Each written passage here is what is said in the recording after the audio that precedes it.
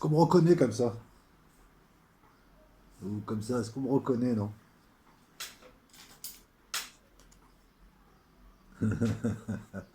Bonjour tout le monde. Alors on va enlever ça peut-être pour le son. J'espère qu'on m'entend bien. Il se passe pas grand-chose en Syrie, il se passe pas grand-chose, mais enfin il se passe quand même des choses. Rapidement, parce que c'est pas le sujet de la vidéo. Notamment que l'armée syrienne a repris la totalité de la zone qui entourait Damas. Donc après le nord, qui s'arrête à Afrin, hein, parce qu'il y a les Turcs. En ce moment, ils sont en train de travailler sur Idlib et ils prennent des positions de plus en plus, mais bon, ils vont arriver face aux Turcs. Donc le front nord est plus ou moins stabilisé en attendant la suite. Le front est, ils ne peuvent pas dépasser l'Euphrate sans que les Américains les bombardent. Donc il y a un tiers du territoire qui est donné à une milice américaine, les FDS, des Kurdes, de 3-4 Syriens. Voilà, donc pour l'instant, ils ne peuvent pas trop avancer. Sud, frontière jordanienne, vous avez Al-Tanf, et toute une zone protégée par les Américains qui a décidé que c'est ses copains qui étaient là. Le problème, c'est qu'il y a pas mal d'attaques de Daesh qui partent de cette zone, donc c'est une grosse poche. Et donc il reste le Golan, mais bon là c'est pareil, c'est l'armée israélienne qui aide les djihadistes, hein, la civilisation, comme d'habitude, et qui prend prétexte à chaque fois qu'il y a un mortier ou un truc pour bombarder uniquement les positions syriennes. Encore une fois, c'est assez curieux, hein, se prétendre la civilisation et d'aider des djihadistes afin de renverser quelqu'un que t'aimes pas, hein, tu peux pas être cynique et moral à la fois. Donc il restait autour de Damas, il restait le camp palestinien de Yarmouk, ça faisait 3 ans je crois qu'il était aux mains en partie, hein, des djihadistes. Tout a été repris là, hein, donc ce qu'on appelle le territoire de Damas, le territoire de la capitale, la Ghouta occidentale, orientale a été repris. Ce qui est marrant, c'est que par exemple à Homs, qui a été repris précédemment, la ville de Homs aussi, ça c'est une bonne prise, hein, parce que là c'est toute la colonne vertébrale nord-sud qui est reconstituée. Dans cette ville, on a trouvé des dépôts de munitions avec des munitions OTAN. Ça, la presse française n'en parle pas. Et il y a quelque chose qui est passé à l'as, toutes les presses, enfin beaucoup de presse du monde en parlent, sauf en France, c'est qu'ils ont arrêté un convoi de 20 véhicules avec 70 militaires français dedans. Alors je sais plus si c'est à Homs ou ailleurs, mais en tout cas, voilà. Donc ils les ont relâchés, hein, parce que bon, ils veulent pas prendre d'autres missiles, ou parce que les Russes vont encore faire les gros yeux, parce que c'est les Russes qui dirigent la Syrie, vous le verrez lorsque je téléchargerai là, hein, cette nuit, les vidéos sur les missiles, la défense antiaérienne syrienne et vous expliquer la duplicité de Poutine. Enfin, en tout cas, vous donner mon avis. Non, le plus important, c'est ce qui s'est passé en Arabie Saoudite et dont on parle peu. En tout cas, moi, je ne l'avais pas trop calculé au départ, mais ça va me permettre de faire une synthèse avec notamment ce que certaines prophéties qui avaient mis en avant Rorschach, je crois. Donc, vous avez le fils héritier du roi.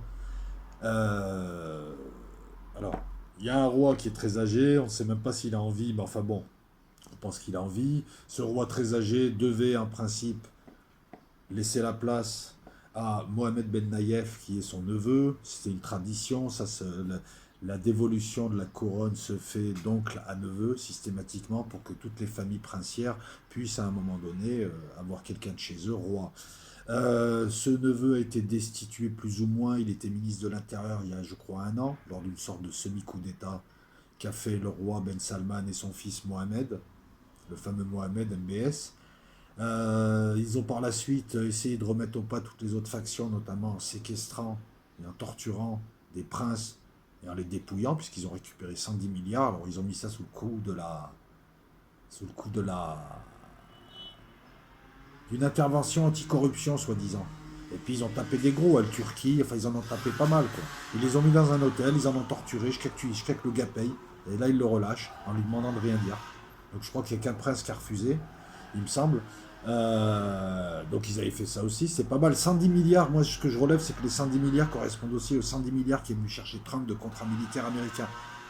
Ils avaient signé pour 380 milliards de contrats, dont 110 milliards de contrats américains. C'est marrant, hein, c'est la même somme. Croire qu'il a fait les poches aux uns pour faire plaisir à l'autre, qui lui a fait les poches aussi quelque part. C'est un jeu de vase communicant.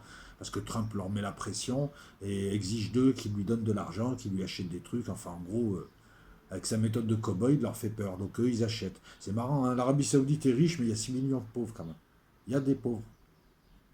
Et je ne les invente pas. Mes propres parents les ont vus, il y a beaucoup de pauvres. Donc de là à se dire que ces 110 milliards auraient pu servir à autre chose. Et donc il y a une prophétie, je crois, je ne sais plus laquelle c'est, qui annonce que le dernier roi en a pour 2 ans et qu'ensuite guerre de succession, et c'est qu'à ce moment-là qu'il y aura une guerre entre Gog, Magog, tout ça, l'eschatologie, j'y reviens pas. C'est marrant parce que encore une fois on s'en approche bien, mais même très bien. Donc le fils Mohamed Ben Salman, qui dirige de fait le royaume, a servi de pigeon aux Israéliens et aux Américains, notamment en entamant une guerre coûteuse, inutile au Yémen et qui se retourne contre lui, puisque les Yéménites contre-attaquent, les Yéménites résistent alors qu'ils ont très peu de matériel. Il s'est mis à faire tout un tas de conneries. Il s'est mis en bisbille avec le Qatar en voulant faire une démonstration de force. Il a raté son effet. Le Qatar a rejoint le camp de la Russie, de la Turquie, de l'Iran. Donc tout ce qui touche, il le transforme en merde. C'est le roi merdasse en fait.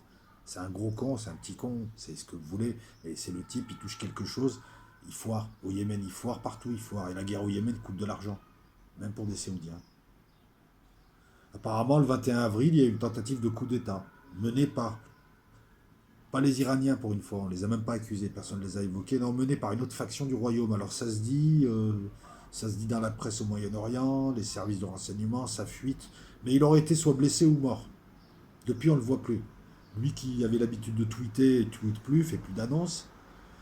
Le 21 fin avril, on a vu le secrétaire d'État américain descendre précipitamment en Arabie Saoudite, soi-disant pour le voir. Pas de photo officielle, rien. D'habitude, il y a des photos. Là, il y a le Premier ministre éthiopien qui est passé, c'est pas rien, c'est un Premier ministre. Il n'y a pas eu de photo, il n'y a pas eu d'apparition publique. On n'entend plus parler de lui. Donc d'après les fuites, hein, ça reste à vérifier, il serait soit blessé, il aurait pris 2 balles, et il serait en train de se remettre, ou en tout cas il serait dans un état critique, soit il serait mort. Soit il aurait été blessé, et il est mort par la suite. C'est marrant parce qu'il y a une prophétie qui dit qu'il y aura un roi d'Orient qui mourra, on cachera sa mort, et un roi en Occident. Un roi, ça peut être président, ça peut être quelqu'un d'autre. Donc moi je m'attends à ce que quelqu'un en Occident, un chef d'État, une personnalité meure et qu'on cache sa mort. Alors je ne sais plus lequel des deux rois verra sa mort cachée 10 jours. Et là, ça annonce aussi la guerre imminente. Est-ce que la guerre aura lieu lorsque les blés seront mûrs? Je ne sais pas. Voilà, donc ça c'est l'Arabie Saoudite, hein, qui prend de temps en temps des missiles Scud, qui foire tout ce qu'elle touche. La situation là-bas, donc elle n'a pas évolué, hein, c'est toujours pareil, c'est toujours la loi du plus fort. On essaye de dépecer la Syrie, on bombarde quand on veut. Le droit international, c'est nous, on fait ce qu'on veut. Nos amis aussi. Puisque là, on assiste petit à petit à une sorte de pseudo-coalition sunnite qui va s'allier avec le diable. Hein. D'ailleurs, bon, c'est pas les meilleurs qui vont s'allier avec lui. Et qui va s'opposer à une autre coalition un peu moins diabolique. Mais bon, comme c'est une pièce et comme je n'aime pas les clivages, je me méfie des deux coalitions. Pourquoi s'engager après tout? J'ai pas de billes dedans. Une autre coalition qui prend le jour depuis, on va dire maintenant 2 ans. Turquie, Iran, bon, Qatar, on ne peut pas parler de pays dans une coalition, vu c'est un confetti, c'est rien, mais je veux dire, Iran, Turquie, puis la Russie qui s'engagera à un moment ou à un autre et qui s'engagera du côté de l'Iran et de la Turquie, elle ne peut pas faire autrement, elle ne va pas s'engager de l'autre côté. Voilà. Et tous ces joyeuseries, donc vous nous entraînez vers de nouvelles aventures et nucléaires, bien évidemment. Alors pour ceux qui me disent on ne peut pas utiliser le nucléaire, si on peut utiliser le nucléaire, il y a tout un tas d'armements nucléaires, ce qu'on appelle le nucléaire tactique, tu peux raser un quartier, tu peux raser une ville, tu peux raser ce que tu veux, de toute manière le nucléaire, les Américains s'en servent déjà, ils ont pollué la Serbie et l'Irak avec de l'uranium appauvri, quelque part. Hein. Donc tout ce qui est radioactif, c'est marrant ces gens, hein. Les gaz à Bachar, mais eux ils tirent des obus à l'uranium appauvri, des obus qui salissent une région pendant des décennies, voire plus et qui provoquent donc des cancers, des morts, enfin. Et ça, c'est normal. Et on n'a pas pensé à interdire ces obus. C'est la folie, ça. On interdit certaines mines antipersonnelles, on interdit le chimique, mais les obus, voilà. Donc, ils font ce qu'ils veulent dans la région. Voilà. C'était, je vais la faire bref, hein, donc c'était juste pour parler d'MBS. Est-ce qu'il est mort? Est-ce qu'il est blessé? En tout cas, il y a quelque chose. Il y a quelque chose. Et on parle aussi même d'une. Alors, il y a aussi plusieurs éléments, j'allais oublier. C'est que d'un coup, ses opposants se mettent à tweeter et à être très durs vis-à-vis de lui, alors que jusque-là, il se taisait, parce qu'il y avait une opposition féroce. Hein. D'habitude, tu fais un tweet contre lui, tu as les gendarmes le matin qui viennent te chercher, enfin même dans la nuit, ils viennent te chercher dans ton lit, ils t'emmènent. Et hop, l'hôtel, ils te torturent, ils te prennent de l'argent, ils le donnent à Trump, ainsi de suite, quoi. Non, mais c'est ça. Et là, ils se mettent à le critiquer, notamment Ben Naïef, celui qui a été destitué, qui lui reproche tout un tas de choses, en lâche, puisque peut-être qu'il serait mort, l'autre, et que lui, il le sait. Qu'est-ce qu'on a encore? Le Qatar. Jusque-là, le Qatar louvoyait, refusait le combat frontal, esquivait un petit peu ce qui se disait, ne faisait pas d'annonces fracassantes sur l'Arabie Saoudite. Et là, d'un coup, ils se mettent à durcir leur position, comme s'ils se sentaient en position de force. Parce qu'il y a vacance de pouvoir, peut-être. En tout cas, lié la vacance de pouvoir, hein. Le père, il est au chou, et le fils, apparemment, il est sous terre. Bon, en tout cas, il va y aller. Et puis moi, personnellement, ça me réjouit, parce que un criminel pareil, une merde pareille, j'espère qu'il l'est déjà. Je devrais pas le dire comme ça, ah oui, c'est vrai. Liberté d'expression, YouTube, tout ça. Et enfin, il y a une lettre secrète qui sème le doute, une lettre secrète de Trump qui renouvelle par écrit tous les accords, tous les engagements qu'il a pris auprès des dirigeants du Conseil du Golfe. Et là, ça sous-entendrait qu'il y aurait un problème, qu'il y aurait quelque chose et qu'il réitère. En tout cas, les us et coutumes dans ce genre d'affaires veulent que quand tu réitères par une lettre secrète quelque chose qui s'est engagé avec d'autres gens, c'est comme si une partie avait disparu ou il y avait un risque, il y avait quelque chose. Bref, il y a quelque chose. Je ne veux pas faire d'annonce fracassante, il y a quelque chose. Blessé, mort, blessé et mort. Et si jamais c'est le cas, bah écoutez, il faudra s'attendre à quelqu'un en Occident. La reine d'Angleterre peut-être. Alors, attention YouTube, hein, moi je menace pas la reine d'Angleterre, je m'en fous un peu de la reine d'Angleterre. On parle de prophétie, hein. Voilà. Et comme la reine d'Angleterre est souvent citée dans ses prophéties comme elle est la plus âgée, je vais pas dire Macron, il a 12 ans et demi, il est avec sa maman, voilà. Bon, à venir, ces fameuses vidéos sur la Syrie, tout ça, tout ça, tout ça. Bonne Pentecôte à tous les chrétiens, bonne Pentecôte, hein. Aujourd'hui, je me suis levé et il n'y avait personne dans les rues, personne nulle part. C'est comme une nuit, mais dans la journée, personne quasiment, une voiture ou deux, tout était fermé. J'ai dit, mais on est lundi, pourquoi, comment? Bon, moi je suis en congé, mais bon, et puis finalement, là, il s'avère que c'est Pentecôte, l'Esprit Saint qui descend sur les apôtres, c'est ça, hein.